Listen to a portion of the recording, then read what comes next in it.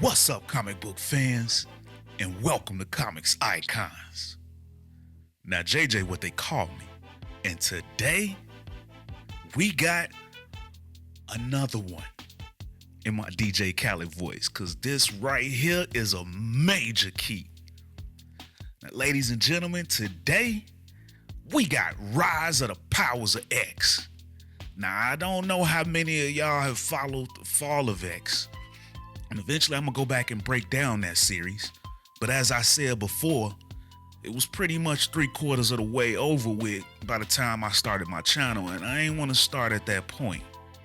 But these Fall of the House of X and Rise of the Powers of X stories, these I could do. Because it feels like these are both the beginning of the end of the Krakoan era and the start of something new. Now, previously we did Fall of the House of X issue number 1. And in that issue, if you can remember, right before Rasputin 4 was supposed to help the rest of the X-Men free Cyclops, she was called away by Charles Xavier, saying that he had a way to fix this whole situation. So ladies and gentlemen, I want all of y'all to keep that in the back of your minds as we go over this here story. But I'm telling y'all now, this story so far can be best described in one word: fire. And with that being said, if you're ready to see the story of Mutant Khan's last stand, let's get it. Now, this story begins 10 years in the future at the Tower of Nimrod on Earth. And as you can see, it looks as if Orchis has won. There's only a handful of mutants left, and we see both Nimrod and Karima Shapender. I hope I pronounced that right, I'm not 100% sure. But the Omega Sentinel. And as you can see, they've taken out Emma Frost, as Nimrod says to Karima. They really thought they could win. And she explains to Nimrod that in the timeline she came from, the mutants did in fact win.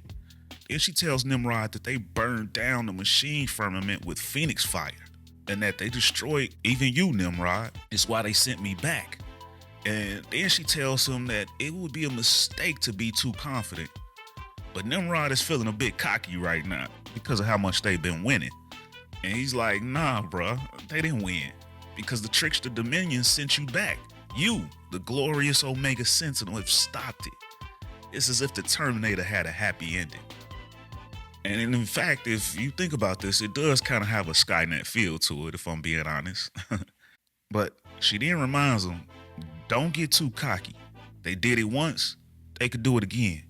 But of course, Nimrod is still feeling confident as he tells her that he thinks it's unlikely that the few that the Hunter Killers miss, Stasis's human resource brigades turn them in for a chance to suck up, because humans are awful.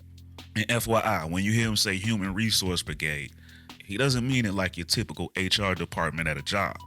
Instead, that these humans are a resource. But the Omega Sentinel stands firm, telling Nimrod that we should still worry because life finds a way.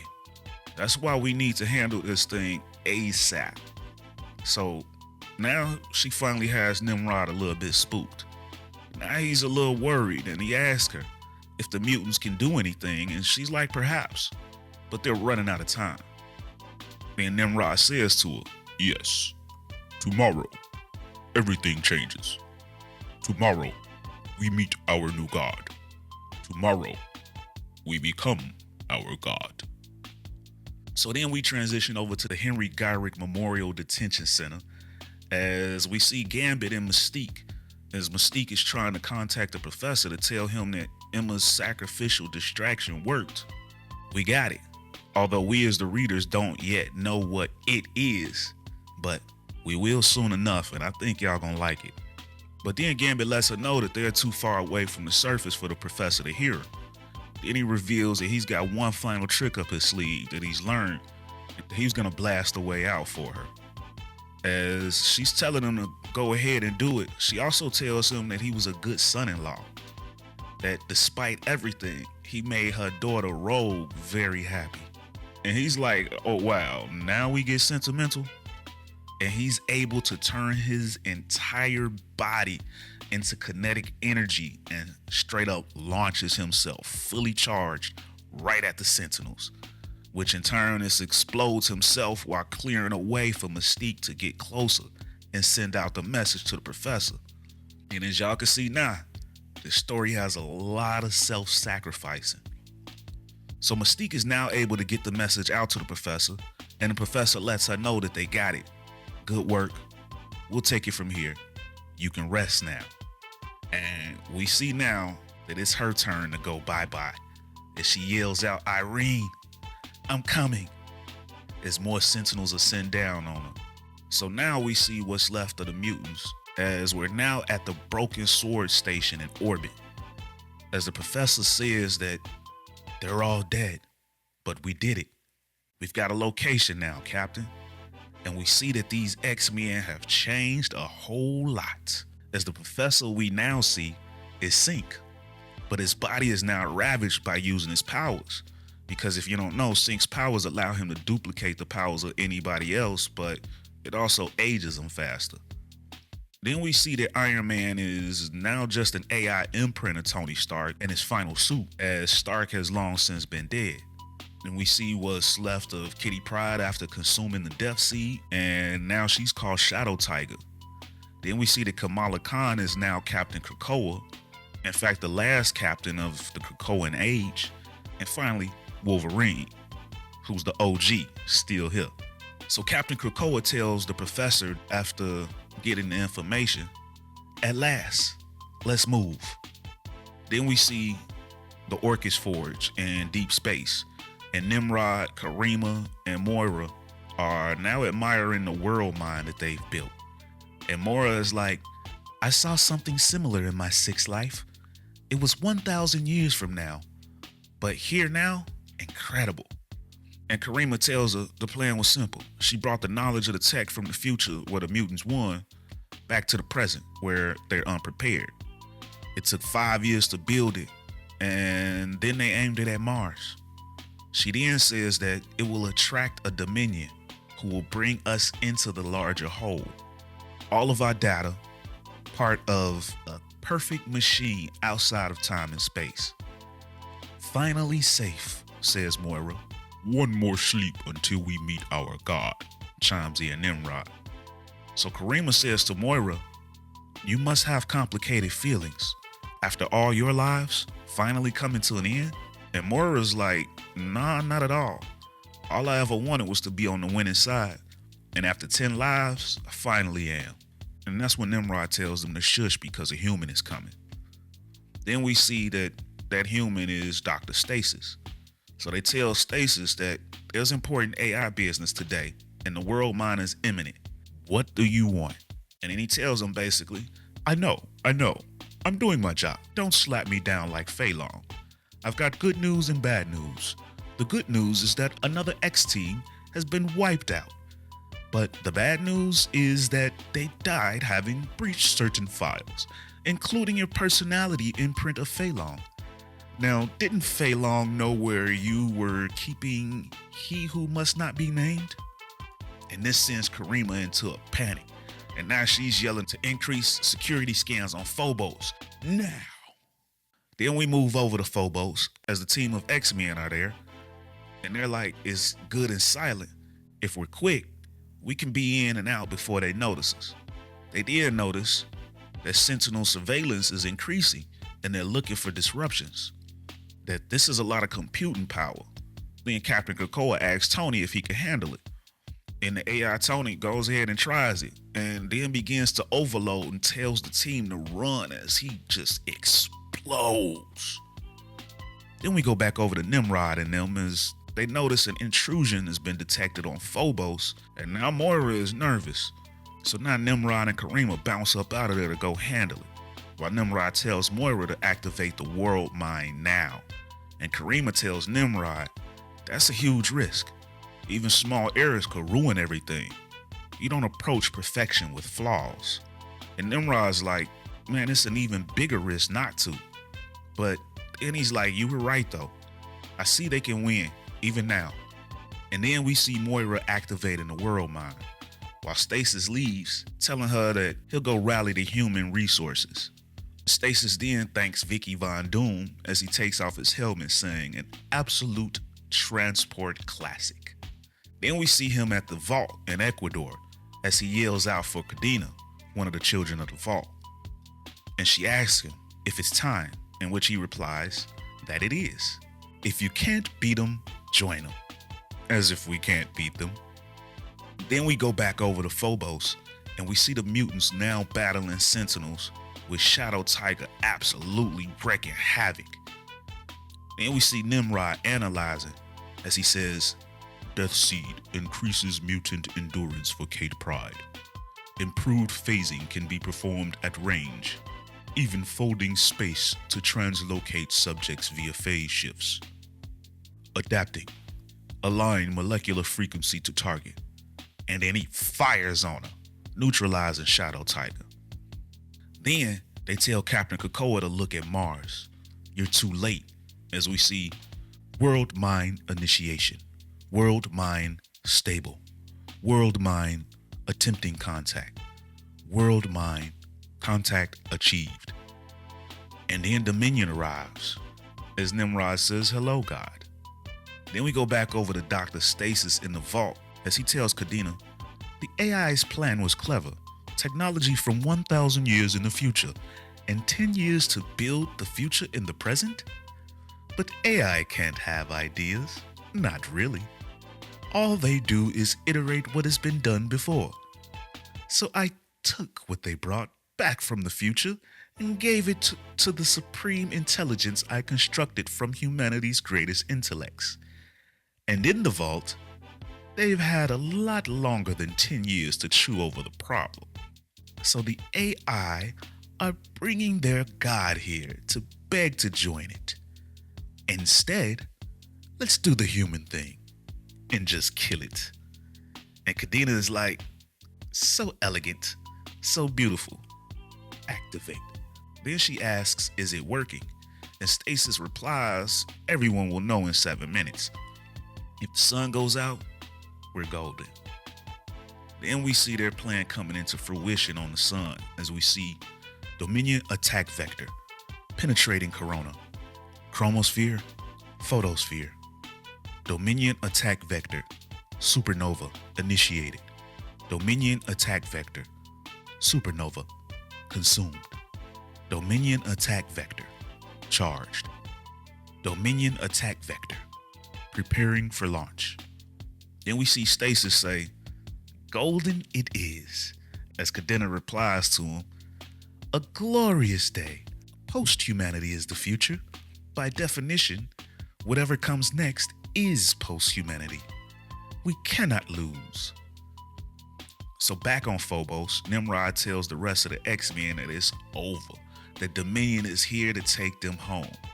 Goodbye, meatbags. But then he notices that something's wrong, that the sun is gone. And while he wonders what's happening, Captain Krakoa tells Sync they need a distraction. As Sync then says that he's got one last sync, that this will kill him, so it has to be the right one. And then he looks up and asks Nimrod, remember Apocalypse?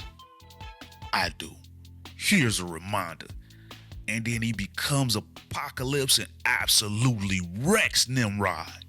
Yo, I told y'all this was dope. So Captain Krakoa picks up Kate Pride and tells her that the target is 523 meters ahead, and then tells her that they need a shortcut. And she asks Kate if she's able to phase shift one last time. And Kate tells her that she can try. Then Wolverine smirks, saying, Pete would have loved this. The world is ended and we risk everything on one last fastball special. Then Kate hurls him, phasing him into the destination. And once he phases inside, he sees somebody. And then he says, you're alive. Then we see that it's Mr. Sinister. And he replies to Wolverine, yes, I am, Logan. They couldn't risk me having a failsafe. A smart decision, really. Of course I had a failsafe. I'm Mr. Sinister. I'm nothing without my plans. How are we getting out? What's going on? Then Wolverine tells him, there is a failsafe. Then when Sinister realizes what's going down, Wolverine pops those claws and he kills Sinister right then and there. Then we go back to the whole Dominion situation and we see Dominion attack vector, fire, infection, consumption. As Nimrod is like, what is happening to our God? So then we transition back over to the vault with Dr. Stasis and Cadena.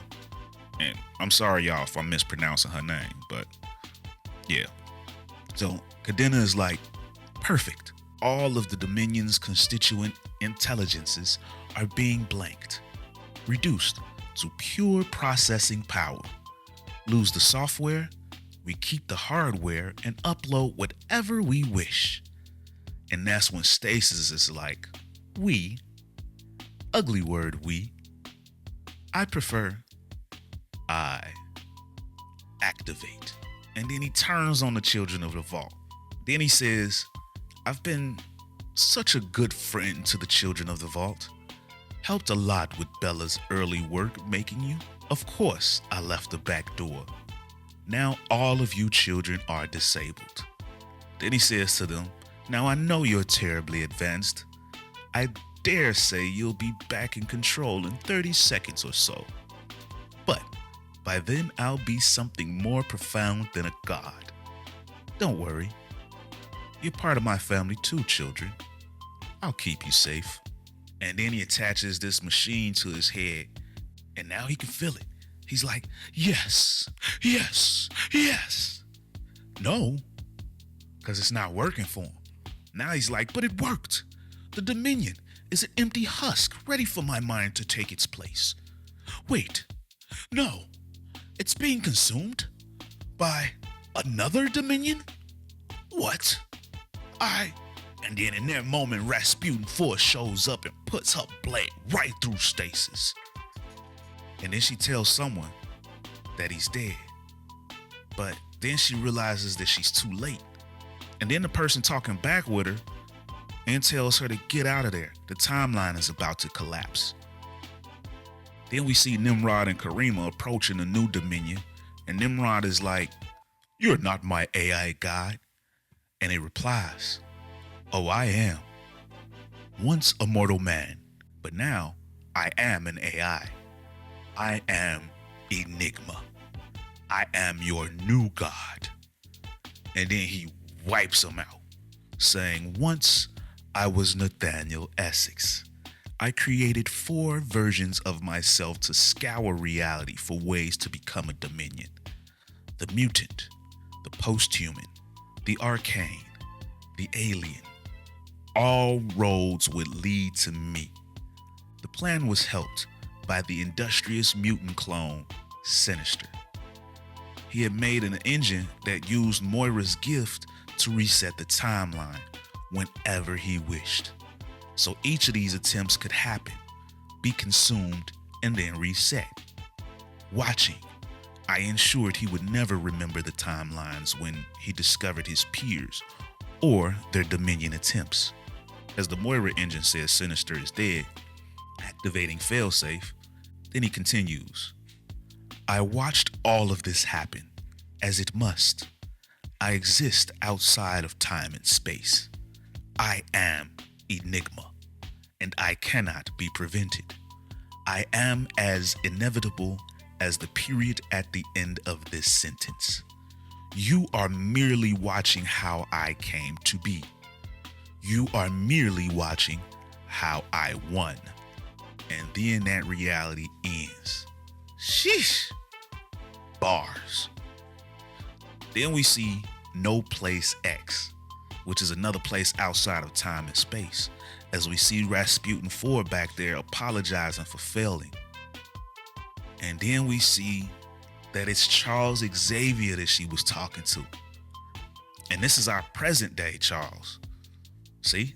I told y'all at the beginning of this to remember the events of the first issue of Fall of the House of X between Rasputin and Xavier. Then he tells her that they've successfully stopped Stasis's ascension 9 times, which is better than what they achieved with the rest of the Essex clones. that they knew it likely be impossible to stop the Enigma Dominion from coming into existence, but they had to try. And now they must walk a harder path. Then he asked Cypher about how the X-men's attack against Orchis are going. And he tells Xavier that they're hitting their primary targets. The sword station is deploying. Expect the AI to fight back and escalate.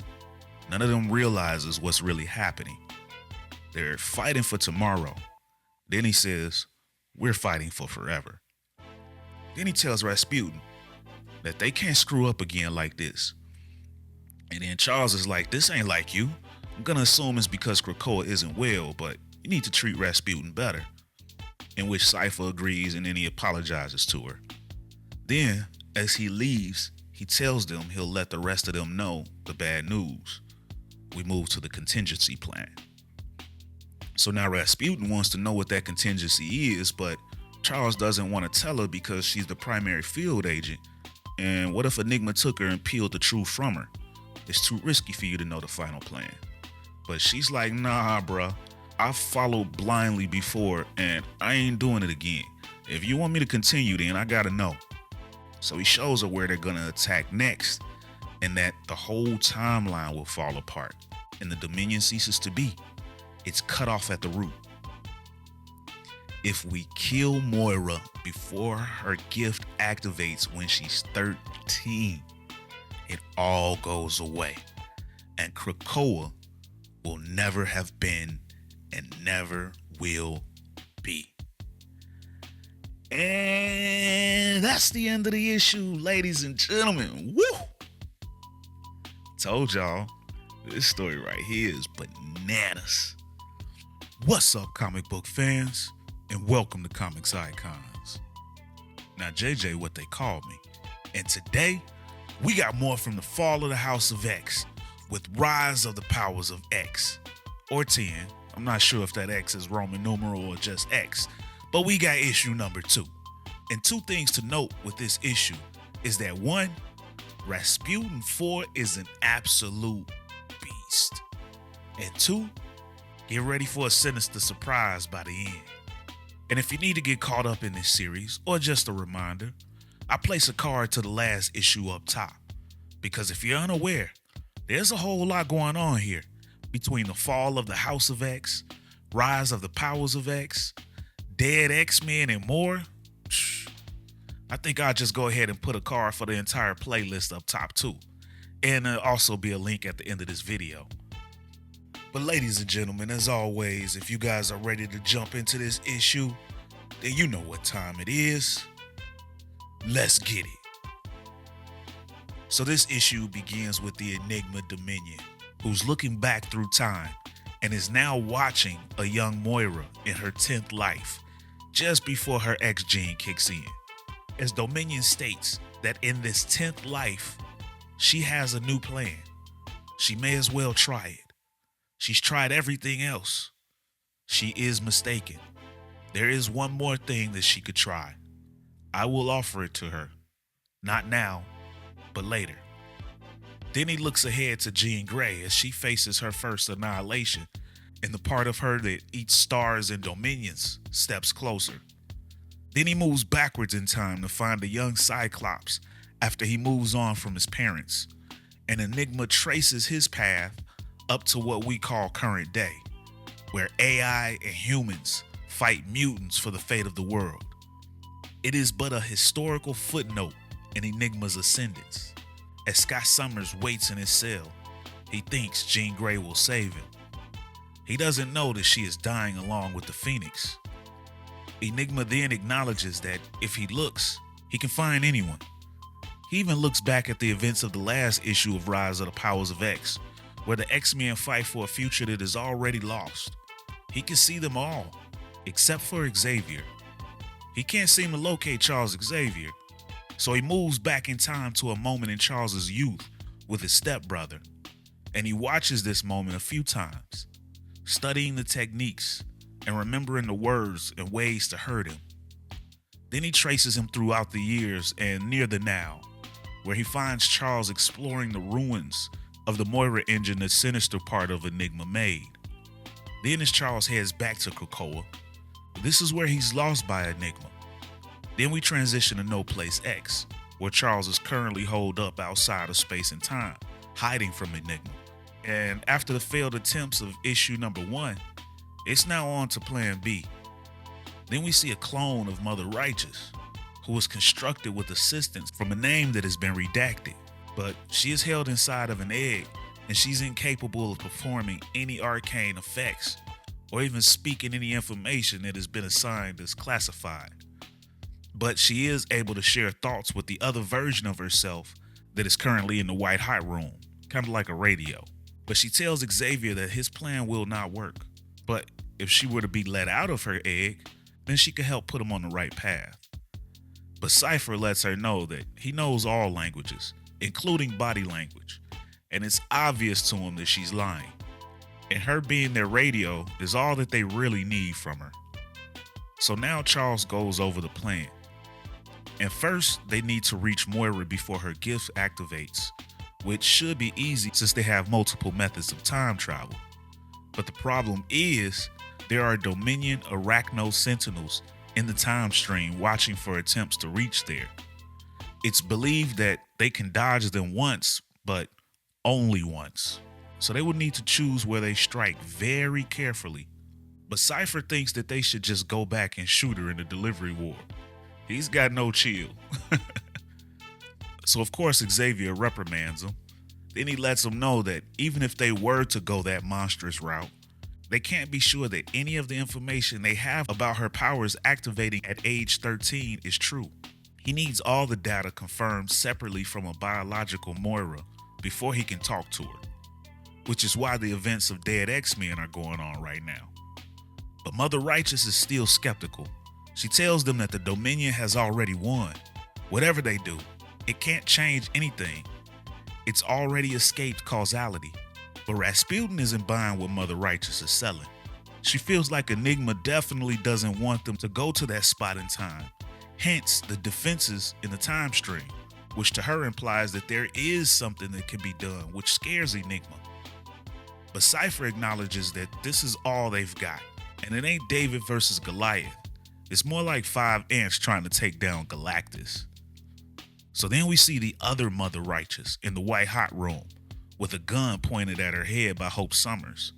Then she asks if Hope can be ordered not to point the gun against her head when she sends her messages, but Xavier points out that Hope doesn't really take orders, at least not from him. Then they wonder how she even has a gun in there, and Mother Righteous lets them know that Hope telekinetically assembled it from atoms. It's her comfort gun, a copy of the first 9mm that Cable gave to her.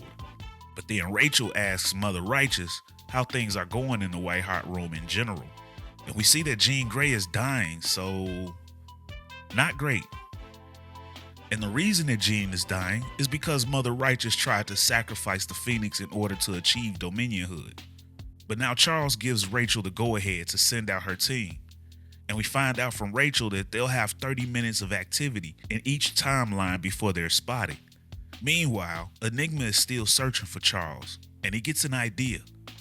And he moves forward in time to see how Charles is dragged to the light. This is when he finds out that Charles has grown himself a no place that hangs out of time. So now, Enigma knows where to start looking, and he sends in a swarm of Arachno Sentinels to search for the slightest hint of reality. Then we go back to No Place X, and Rasputin is now telepathically speaking with Xavier about Rachel not knowing the full plan. And Charles confirms that that is the case, but she may suspect that he'll try to depower Moira. But Charles knows that when one can be repowered, this isn't going to be nearly enough to accomplish their endgame. But she believes, even though Charles feels like he no longer has the luxury of belief. He has to clear up the mess they made no matter what, even if it means killing Moira and keeping Krakoa from being born. But then there's a huge explosion, and now they've been found by Dominion Sentinels. But Cypher can get No Place X on the move, but he's gonna need a little more time, which Rasputin vows to give him.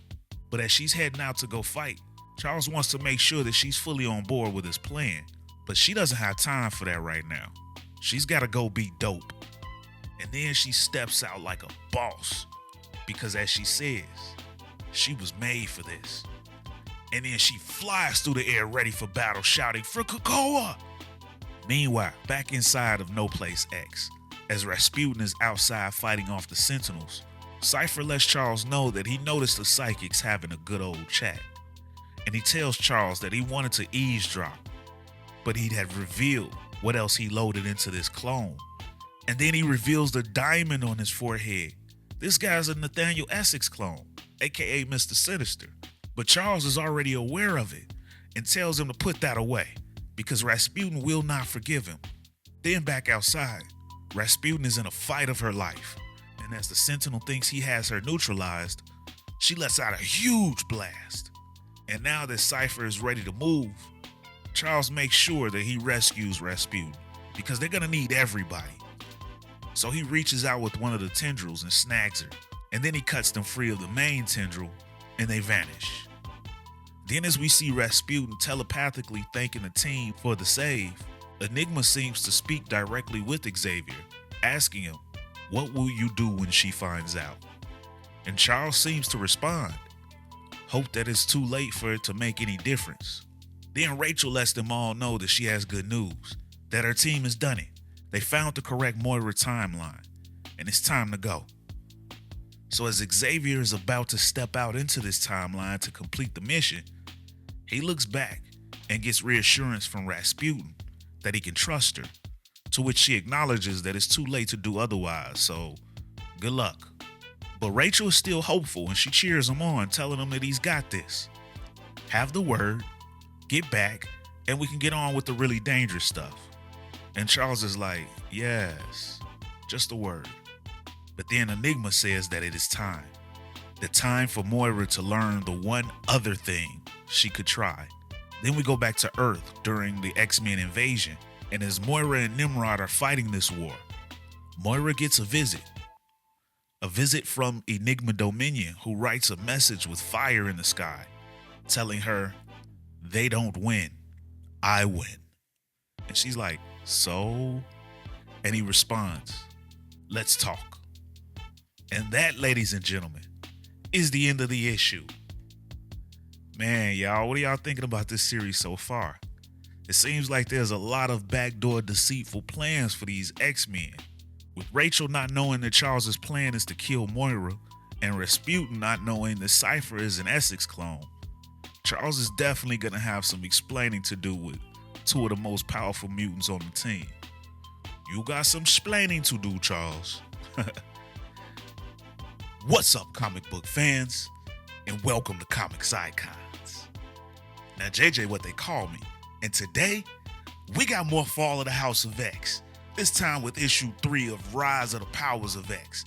And oh my God, guys, this issue is complete fire. And I promise you're going to want to stay to the end because the ending of this issue will have you stunned. And as I look at Professor Charles Xavier, I'm reminded of the line, "Live long enough to see yourself become the villain." I think that fits this story to a T. And if you're wondering how we got to this point that we can even think of Xavier as a possible villain, then I'll leave a card at the top of the screen and a link at the end of the video for the Fall of the House of X playlist. I promise you won't want to miss a single issue of this event so far. But if you're ready to see Professor Xavier's long-awaited plan finally at work, then you know what time it is. Let's get it. So this issue starts off just like issue 2 did, with young Moira on the day her X gene is to activate in her 10th life. This is the life where she chooses to do something different with Xavier and Magneto together. Mutant solidarity, the life that will lead to Krakoa. And as she heads down to the meadow, she finds something else different. Our future No Place X version of Charles Xavier, sitting on a bench waiting for her. This is the moment that this whole Rise of the Powers of X portion of this event has been building up to, ladies and gentlemen. The much hyped meeting between Xavier and young Moira. Is he here to kill her and wipe out the Krakoan timeline? And as she approaches, he tells her not to run. as it won't do any good anyway since he's frozen everybody within half a mile. But he just wants to talk. Now remember, with this being Moira's 10th life, she already knows what today is, and she already knows who Xavier is because she retains the memories from each of her lives. So when she sees Xavier right here at this time on this day, then she knows that he's only here for one reason. But you're wrong, old friend, he tells her, as he begins to stand up. I do want to talk. I need you to understand what is happening and why.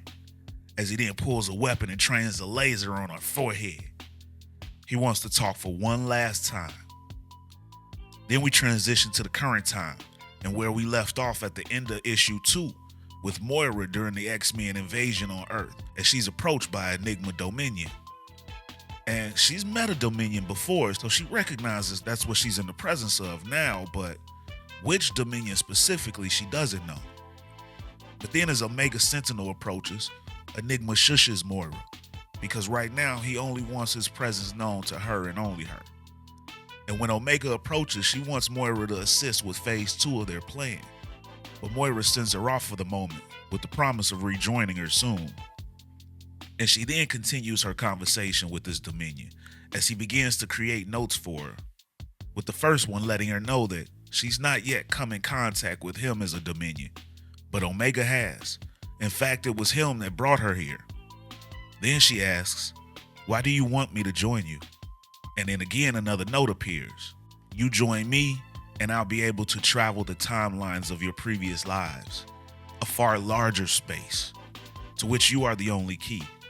As it is, I am trapped inside this timeline and its dependence. However, even with these limitations, I can assist Nimrod's present AI uprising. And Moira's like, okay, yeah, that's great for us AIs, but what's in it for me? Then she gets another note. Educated self-interest. This I can work with. Then we're taking to No Place X as it's now under heavy attack from these time sentinels. And Rasputin 4 is the only defense as she continues to fight off these sentinels from outside of No Place X. But they're starting to breach it now and these guys still need more time. Sinister Doug needs more time for the tendrils to regrow to get them moving again. And Rachel reminds them that Xavier needs more time to finish his mission with Moira. Because remember, Rachel doesn't know what Xavier's actual plan is. She only thinks Xavier's plan is to speak with Moira. Meanwhile, Mother Righteous insists that she could get them out of this jam if they would have just let her out of her egg. But Rasputin has zero trust for any kind of Sinister and insists that no one listen to Mother Righteous's lies. All while unbeknownst to Rasputin and the rest is that Doug is also a Sinister clone as he continues to work on getting them moving again, just before Sentinel's hand breaches the inside of No Place X. We then go back to the meeting between Charles Xavier and young Moira, as Xavier still has his laser aimed at her forehead, and she wants to know what happens. Did this plan for mutant solidarity not work? Does it go badly? Badly enough to make Charles Xavier do this? And he tries explaining to her that the man she knew would never have. But he's the version of the man that's left behind after this 10th life version of her convinced him that it was best to compromise. And then she betrays them all because it's actually all about her saving her own skin. But remember, this young version of Moira has all of the memories of her past lives, but she hasn't yet lived through that point in her 10th life. So she really has no idea what Charles is talking about. But what she does know is that if she did do it, that it's because she was scared to die. She wants to live, but she's so trapped. But we're all trapped, Moira, Charles rebuts to her. To be human is to be trapped. You were a fool to think that being a mutant changed that. And you convinced us all to be fools. Damn you and damn me. And now as she screams no and tries to run away, telling him that he's damning himself, he just straight up freezes her right in her tracks, telling her that he knows what he's throwing away. He wanted to be a part of a family. He wanted to be loved. He thought he could have both, but he was mistaken. Turns out he could only have one or the other, and he's making that choice now. You told me. It's not a dream if it's real, he tells her. It needs to be a dream again. Xavier, the curator of the dream, is dead. We killed him together, you and I. The dream must go on without me. And finally, the world will go on without you. Man, I'm telling y'all, this right here is one hell of a classic heel turn by Xavier. He's going cold-blooded right before our eyes. But we then go back to No Place X after the Sentinel breach, and Doug is down before he could get them moving again. But Rasputin 4 comes to his aid as she cuts off the hand of this Sentinel, allowing Doug the time he needs to get back up and get them moving, buying them even more time. And as she reseals the breach, she acknowledges that was a close one. And as she goes to ask Doug, how did you... He turns his head, revealing to her the sinister diamond on his forehead. And he tries to explain to her to not rush to conclusions.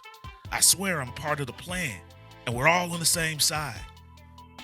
But Rasputin is floored, and she tells them, if it's your plan, then it's wrong. We have to abort now. And then she runs off to Rachel, screaming that it's not Doug Ramsey, it's Sinister. And we have to stop Xavier from killing Moira. And now Rachel is pissed. She's like, what? Xavier's gonna kill Moira? I told y'all this issue is so damn good, it's crazy. And as we then go back to Charles and Moira, and now Moira acknowledges that Charles still hasn't yet pulled that trigger. It's hard to kill children. She's known Charles in most of her lives. She probably knows him even better than he does himself. And she tells him, are you really gonna do this? Is there another way forward? A kinder way? This is the kindest way available to us, he replies to her. The other path is worse. And she's like, so the best way is leaving the corpse of a child in her family's garden? And he's like, yep, yes it is. Isn't that petrifying? Charles is a cold gangster right now. And then, ladies and gentlemen, he does it. He pulls the trigger. But then in that moment, Rasputin 4 arrives, shielding Moira from the bullet and screaming for Xavier to get away from her, as a now pissed off and lied to Rasputin is after Charles's head. You stand with Sinister, she quotes. We're following his plan. You lied about it to me. And as Charles tries to put up a shield to protect himself, he rebuts to her that this is not Sinister's plan, it's mine. I have neither the time nor the patience to explain myself to anyone. Hate me, fine. I'll be hated to save you all, and I'll stand with whoever I need to for that. And then he floods Rasputin's mind with an army of zombie Sinisters. And she's like, I'll kill an army of him to stop you. And he agrees. But the question is, can you do it in time, he asks. As he then catches back up to Moira and points the weapon back at her. But then Rachel jumps into his mind and tells him that he may not need to explain anything to anyone. But the anyone wants to explain things to you. Before you do this, my team wants to talk about the dream, about Krakoa, what it means, why you can't wipe it away, no matter what, and especially like this. Listen. And it appears that Rachel is able to calm Charles back down as he tells Rachel that she doesn't know what she's asking of him. But he won't destroy Krakoa. He'll save mutant kind the other way. And he lowers the weapon and tells Moira that he's hoping that she makes the right decision in the end. That you think of something other than yourself. And then he wipes this memory from her mind of what just happened. And he and Rasputin 4 walk away, and he lets Rasputin know that the Matrix-infused Sinisters are designed to dissolve via zero fluid. He knows he has much to explain, and he regrets all of this. But they're gonna have to cover their tracks if they are to move forward. And she agrees. They remove the mistake and go. Then we go back to future Moira and her conversation with Enigma, and he's basically just offered her godhood if she accepts. And of course, she does. She accepts. And she essentially lets the Dominion into her mind so he can access all of her timelines. And then we go back to No Place X, and now Sinister Doug is giving Charles a hard time about not completing the mission. And he notifies the team that he's gotten them clear of the hunter killers for now. And that now it also feels good for him to not pretend anymore to be Doug. But Rasputin 4 is hurt enough. And she tries to charge him, but Xavier holds her back, pleading with her that they need him. And she's like, really? We need him? like Krakoa needed him. Remember how that turned out, sir? And then Charles thinks for a second, and then he lets her go, like, very well. And now Sinister Doug freaks out, like, Xavier, how could you?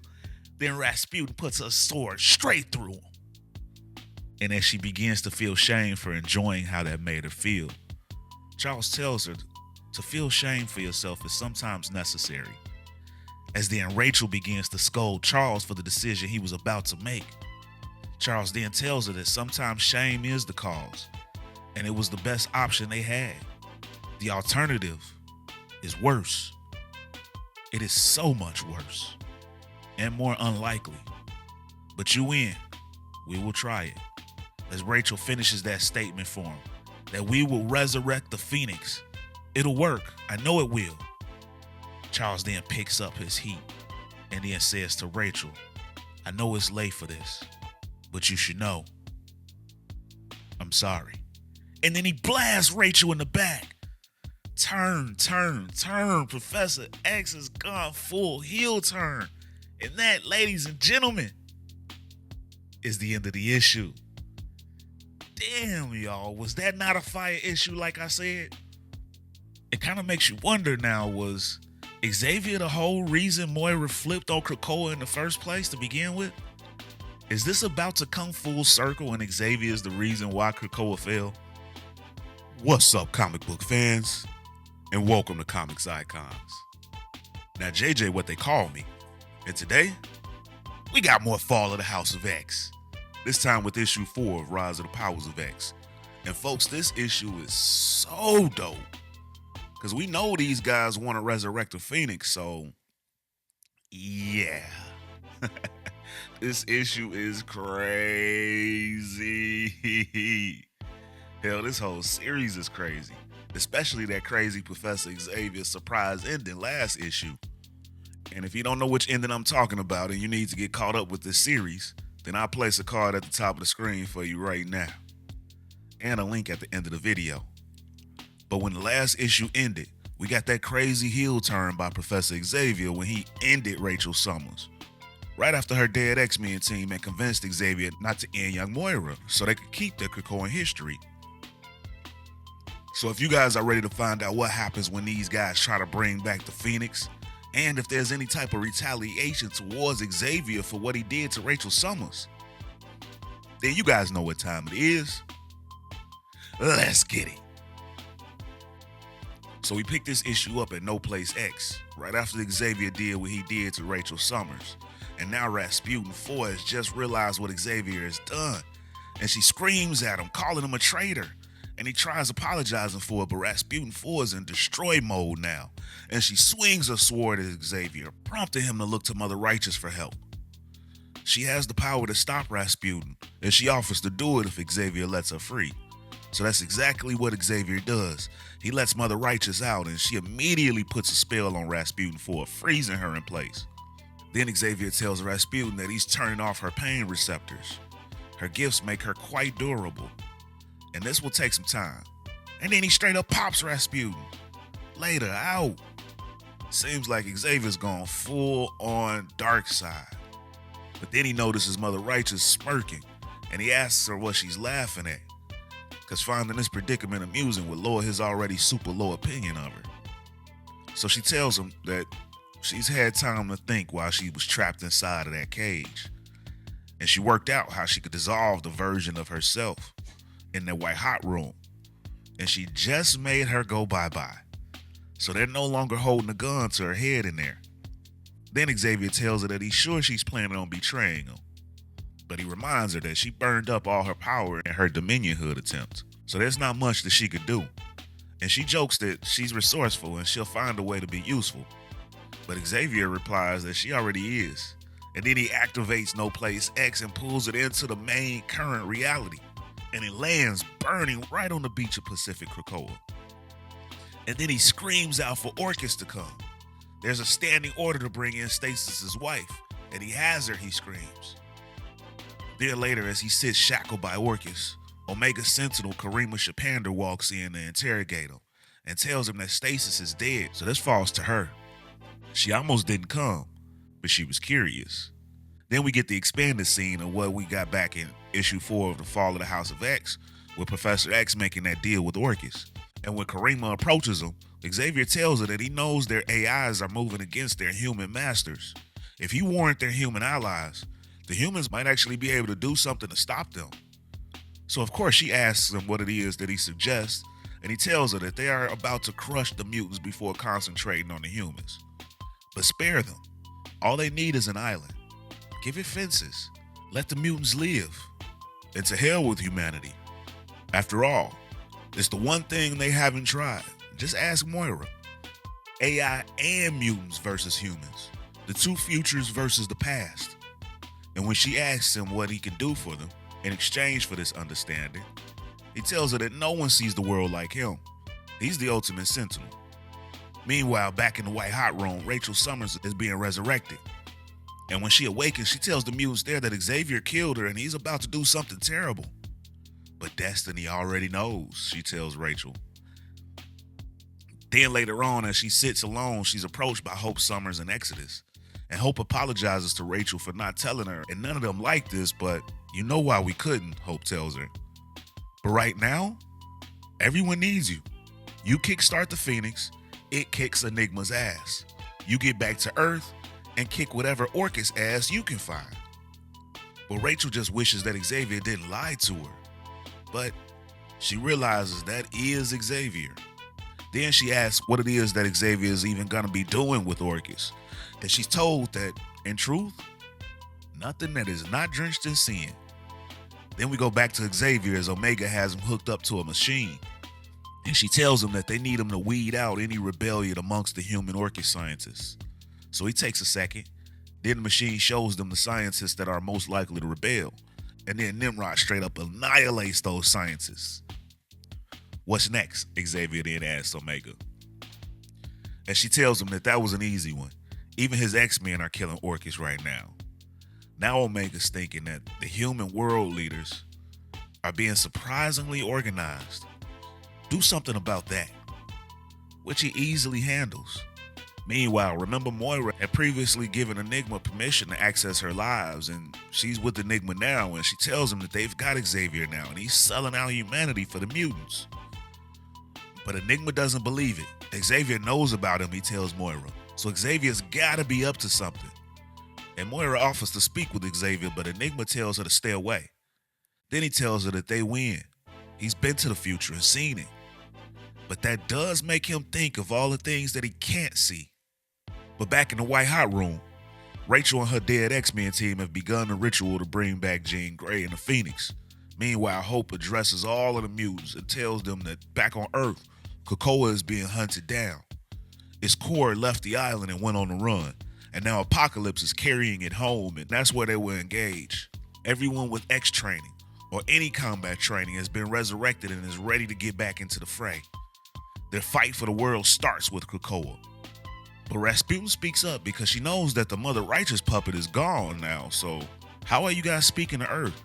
And how can we leave, she asks Hope.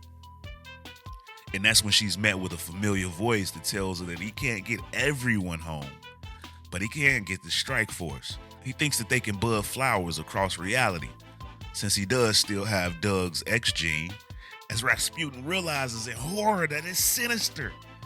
And as expected, she instantly loses it again. And as she goes in to kill him once more, he pleads that he could get them home. They can go be heroes and then draw straws to see who gets to hunt him down and kill him. So she holds back. Then back on Earth, Krakoa to be exact, Apocalypse is on the run from the Sentinels, and he's carrying the island's core.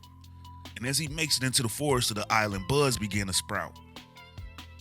And then out come Rachel and the rest of the mutants that have traveled back from the White Hot Room. But back with Charles Xavier and Orchis, Omega Sentinel asks Xavier if he wants to know how many people it is that he's complicit in killing. He tells her no though, because one is too many. But then he asks her what's next, and she tells him that humanity must be crushed. And his X-Men are attempting to destroy their solar weaponry aboard Sentinel City. If they succeed, then the AI will need an alternative method of annihilation, and she asks Xavier if he can provide it. So he tells her that he has the nuclear codes. For once, The mutants must be on the winning side.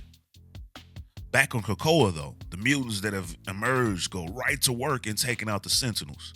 They refuse to lose Krakoa again, says Exodus. And Rachel is proud of the work that Exodus is putting in, but in the big picture, winning this battle means nothing. They need to win the war, and that's what they can't do.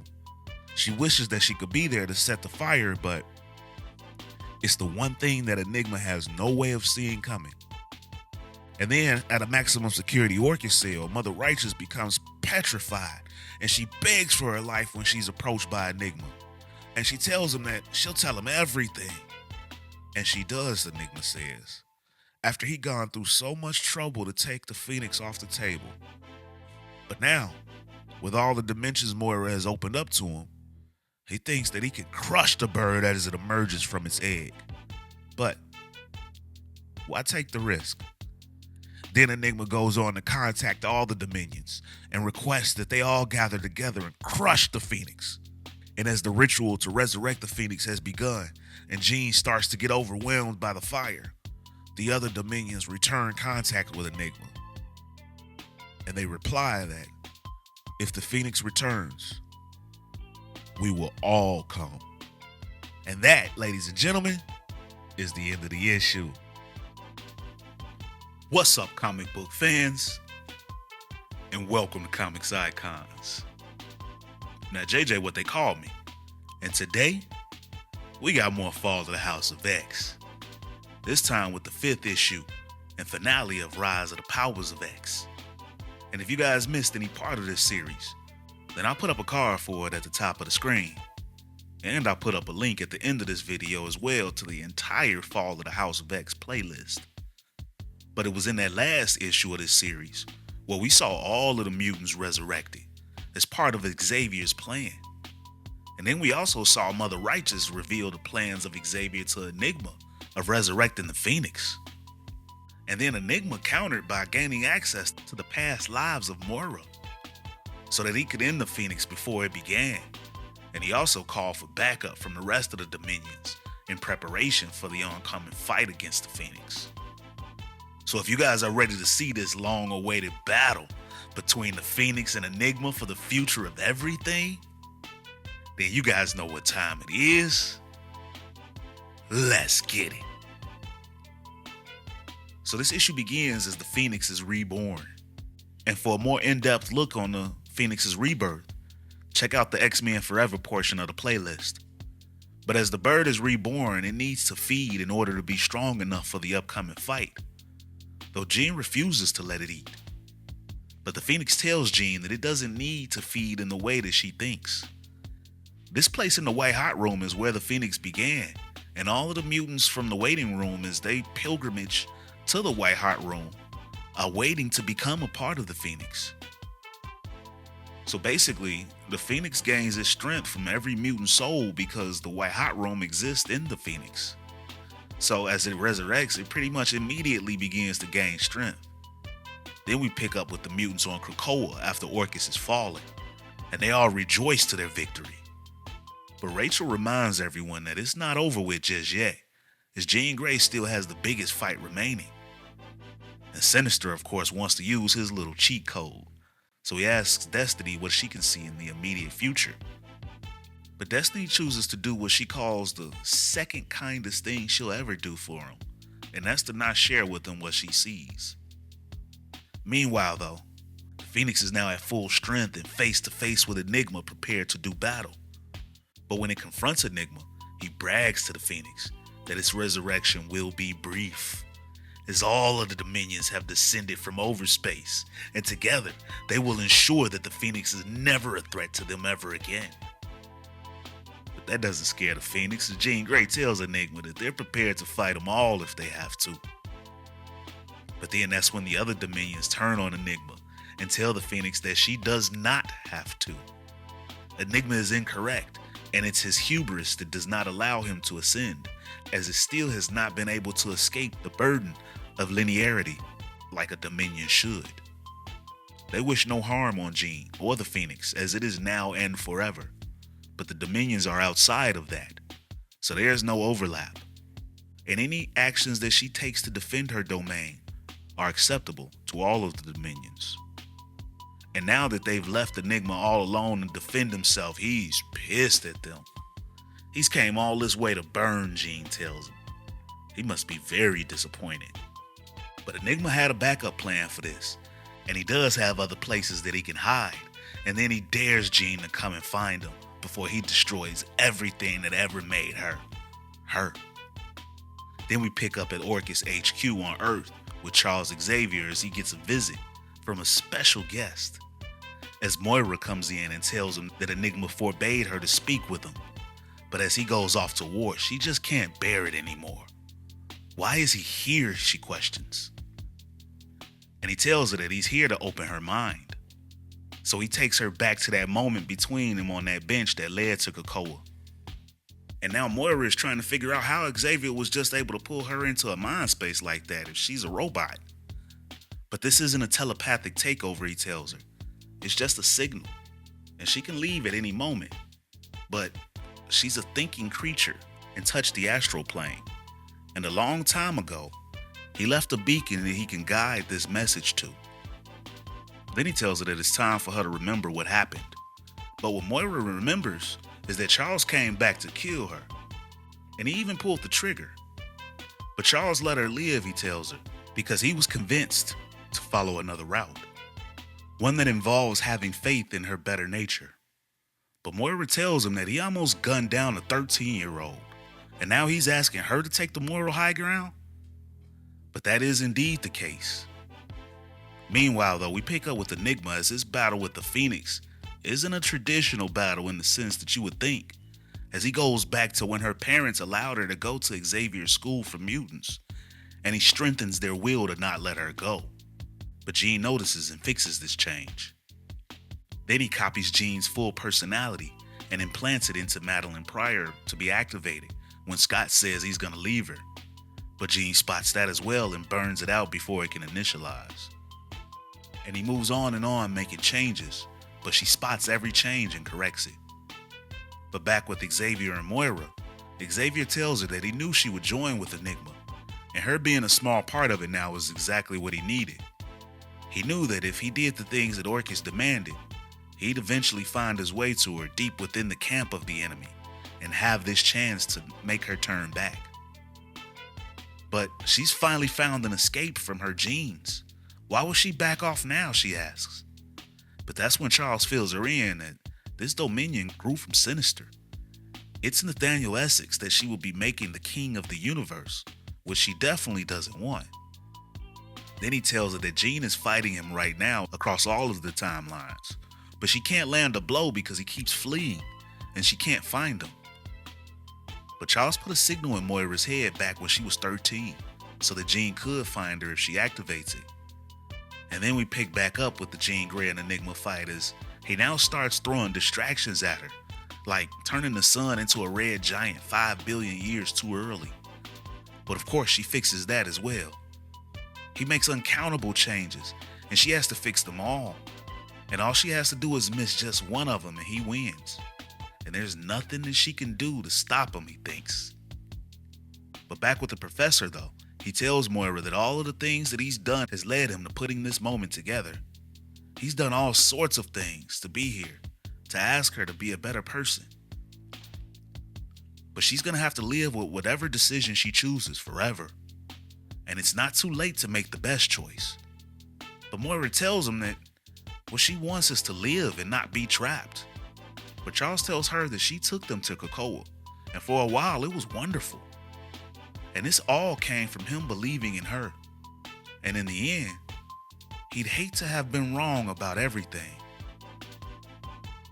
And then Moira decides to activate the beacon calling Jean to her. And now the real fight is on, as the Phoenix now is able to locate Enigma and begin their battle. But as Enigma begins to flex his muscles and ready himself, Jean tells him that it doesn't matter how powerful he is. He's only him. But she, on the other hand, is all of the X-Men, as Jean Grey, with the powers of the Phoenix and the strength of all of the X-Men coursing through her, enlarges herself to be as big as Enigma himself. And these two godly entities have a knockdown, drag-out battle. And as she starts to kick his ass, he begins to think that maybe he can run again and hide. But it ain't nowhere to hide, and she gives him the ass whooping of 1,000,000 lifetimes. And now as the fight ends, she descends down on Krakoa and goes right for the love of her life, Scott, and gives him a long-awaited embrace. There's so much for her to tell him about what happened. But now, they've got all the time in the world. Then Mystique asks Destiny if they've won and if Enigma is dead now. But she tells her that he's at the moment of death forever. So she does count that as a win. And now that that's over with, Rasputin 4 is ready to take out Sinister. But now he's nowhere to be seen, and when Exodus asks Destiny where he is, she refuses to tell him. But she assures him that he will indeed pay for his sins. And then we pick up with Xavier 1 week later, as now an army converges in on him. But he willingly gives himself up, and he tells them to lock him away and throw away the key. So he must indeed be that prisoner that everybody is wondering about.